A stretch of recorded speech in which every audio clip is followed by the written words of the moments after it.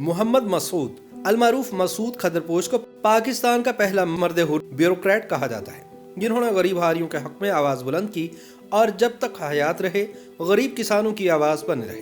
اس مرد حر نے پہلی مرتبہ ایک سرکاری رپورٹ میں طاقتور ترین حکومتی جاگیرداروں سے ٹکراتے ہوئے حکومت پاکستان کو یہ سفارش کی کہ امیروں کی جائیدادیں اور جاگیریں ضبط کر کے غریبوں میں تقسیم کر دی جائیں۔ ان کی اسی حریت پسندی کی وجہ سے مادر ملت محترمہ فاطمہ جناح نے انہیں مسعود خدرپوش کا خطاب دیا۔ سن 1947 میں جب پاکستان کا قیام عمل میں آیا تو بمبئی پریزیڈنسی اور سندھ میں متعین انڈین سول سروس کے افسروں کی مجموعی تعداد 131 تھی، جن میں سے صرف 11 مسلمان تھے اور ان میں سے بھی صرف 9 نے پاکستان منتقل ہونے کا فیصلہ کیا۔ انہی میں سے ایک محمد مسعود بھی تھے۔ سن 1947 میں قیام پاکستان سے پہلے حکومت سندھ نے ایک کمیٹی تشکیل دی تھی جس کے ذمہ یہ کام لگایا گیا تھا کہ وہ سندھ میں مروجہ زرعی نظام کی اصلاح اور ہاریوں کی زندگی بہتر بنانے کے لیے اقدامات تجویز کرے۔ اس کمیٹی کے چیئرمین حکومت سندھ کے مشیر زراعت سر راجر ٹامس تھے، جبکہ ارکان میں مسٹر محمد مسعود اور مسٹر نور الدین صدیقی شامل تھے۔ مسٹر آغا شاہی اس کمیٹی کے سیکرٹری تھے، تاہم 2 ہی اجلاسوں کے بعد حکومت سندھ نے ان کی جگہ گوپی چند منواری کو سیکرٹری مقرر کر دیا۔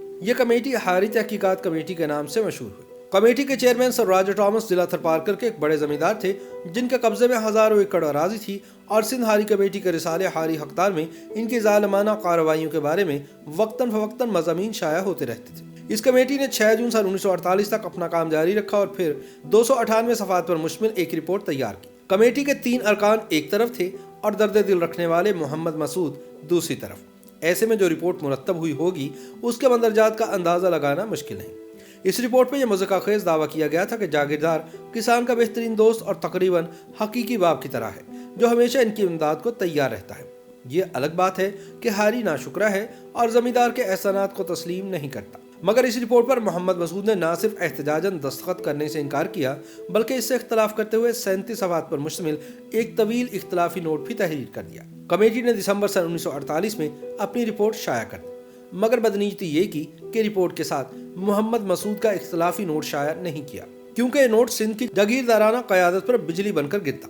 حکومت کو خوف تھا کہ اس نوٹ کی اشاعت جاگیردارانہ نظام کے خاتمے کی طرف پہلا قدم ثابت ہوگا، اس لیے اس نوٹ کی اشاعت کے راستے میں دیوار بن گئے۔ بعد ازاں ایک اخبار نے اپنی اداری میں لکھا کہ حکومت سندھ نے ایک ممبر کا اختلافی نوٹ شائع کرنے سے انکار کر دیا ہے۔ اس اقدام سے لوگ یہ نتیجہ اخذ کریں گے کہ وہ یہ ہوگا کہ اس اختلافی نوٹ میں کچھ ایسی باتیں ضرور ہیں جنہیں موجودہ وزارت عوام سے چھپانا چاہتی ہے۔ اس ادارے کی اشاعت کے بعد طلباء نے اس اختلافی نوٹ کو پبلک کرنے کا مطالبہ شروع کر دیا اور مظاہرے کیے۔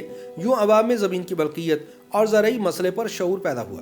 محمد مسعود کے اختلافی نوٹ کی اشاعت کی بحث ابھی جاری تھی کہ مارچ سن 1949 میں کراچی سے مولانا عبدالحامد بدایونی اور 16 دیگر علماء کے دستخطوں سے ایک پمفلٹ بعنوان اشتراکیت اور زراعتی مساوات سامنے آ گیا۔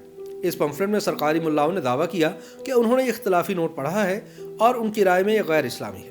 انہوں نے مطالبہ کیا کہ اس نوٹ کے مصنف کمیونسٹ رجحانات رکھتے ہیں اور انہوں نے قرآن و حدیث سے غلط طور پر استدلال کیا ہے، لہذا مسعود خدرپوش کے خلاف قانونی کارروائی کی جائے۔ تاہم دوسری طرف مسعود خدرپوش ڈٹے رہے۔ وہ ایمانداری سے محسوس کرتے تھے کہ اگر زرعی اصلاحات نافذ نہ کی گئیں تو کمیونزم کا راستہ روکنا مشکل ہو جائے گا، مگر اس کے برعکس علماء کرام ان پر کمیونسٹ ہونے کے الزامات لگا رہے تھے۔ مولانا عبدالحامد بدایونی نے مسعود کے خلاف اپنے فتوے اسلام میں جاگیرداری اور زمینداری کے وجود کو جائز ثابت کرنے کے حق میں دلائل دیے۔ انہوں نے اختلافی نوٹ میں جاگیردار مافیا کی سرکار کے اما پر وہ تمام فتوے بھی درج کر دیے جو ہندوستان اور پاکستان کے علماء نے انہیں فراہم کیے تھے۔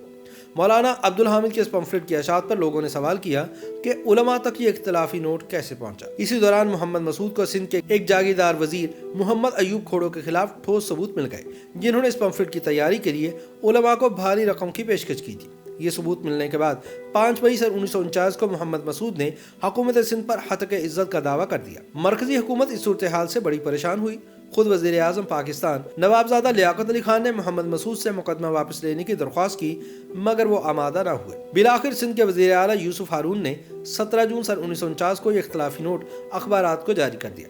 محمد مسعود نے اس نوٹ میں امیروں کی جائیدادیں اور جاگیریں ضبط کرنے کا مطالبہ کیا تھا اور قرآن و حدیث اور اکابر کے فیصلوں سے استدلال کرتے ہوئے ثابت کیا تھا کہ زمینداری اسلام میں ناجائز ہے۔ انہوں نے اس اختلافی نوٹ میں ہاریوں کی زبوحانی کا بھی نقشہ کھینچا تھا اور لکھا تھا کہ یہ نظام پاکستان کے لیے عظیم ترین لعنت کی حیثیت رکھتا ہے۔ یہ اختلافی نوٹ عوام الناس میں بے حد پسند کیا گیا، حتیٰ کہ حکومت کو سن 1950 میں زرعی اصلاحات نافذ کرنا پڑی۔ 25 جون سن 1916 کو لاہور میں پیدا ہونے والے محمد مسعود سندھ میں زیادہ وقت نہ گزار سکے اور بہت جلد ان کا تبادلہ پنجاب کر دیا گیا، جہاں انہیں مظفر گڑھ کا ڈپٹی کمشنر مقرر کیا گیا۔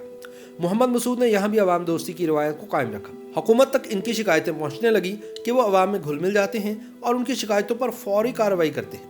محمد مسعود پاکستان میں مختلف اہم عہدوں پر فائز رہے، جن میں پاکستان اکیڈمی برائے ترقی دیہات، بورڈ آف ریونیو اور محکمہ اوقاف کے نام سر فہرست ہیں۔ محمد مسعود اعلیٰ سول سرونٹ ہونے کے باوجود سادہ زندگی گزارتے تھے اور ہمیشہ کھدر کا لباس پہنتے تھے۔ اسی وجہ سے انہیں محترمہ فاطمہ جناح نے کھدر پوش کا خطاب دیا، جو ان کے نام کا حصہ بن گیا۔ سن 1972 میں ملازمت سے ریٹائرمنٹ کے بعد انہوں نے بنگلہ دیش کو تسلیم کیے جانے کے خلاف جدوجہد شروع کی۔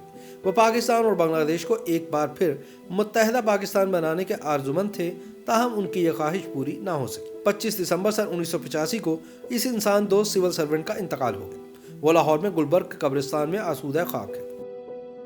YouTube پر گوگلی نیوز دیکھنے کے لیے youtube.com کی سرچ بار میں googly news T V type کریں۔ گوگلی نیوز کے پیج پر سرخ رنگ کے سبسکرپشن والے بٹن پر کلک کرنا نہ بھولیے۔ YouTube پیج پر اپلوڈ ہونے والی ویڈیوز سے باخبر رہنے کے لیے بیل آئیکن پر کلک کیجیے۔ آپ کو ہر نئی ویڈیو کے بارے میں نوٹیفیکیشن موصول ہو جائے گا۔